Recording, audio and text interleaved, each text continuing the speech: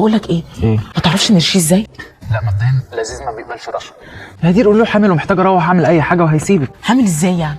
ايوه بس باشمهندس لذيذ عارف ان انا مش متجوزه اصلا. يا بنتي ده طيب جدا وبيصدق اي حاجه. ده انا لو قلت له انا حامل هيقول لي اوكي ويسيبني. وباشمهندس يوسف بقى لو عرف ان انا حورت هيخصم لي من مرتبي، وانا مرتبي بعد الخصومات ما فاضلش فيه غير 60 جنيه. ايه رايك تشغله انت في اي حاجه وكنت انا؟ حلو بس تدفع كام؟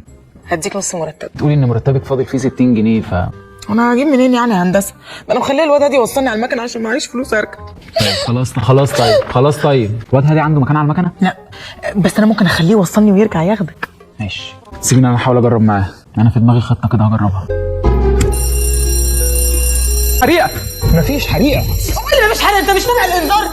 ايه ده مين اللي هتروحيه علشان كدابه؟ ايه ده يا ستي يا رب؟ في ايه؟ ده زلزال ده ولا ايه؟ ايه ده يا ربي؟ زلزال وحريقه دي علامات يوم القيامه دي. اجري يا لذيذ في حريقه وزلزال. لا لو انت مش خايف على نفسك خليك، احنا خايفين. يلا هدي وانا هكلم جو. انت روت فتان.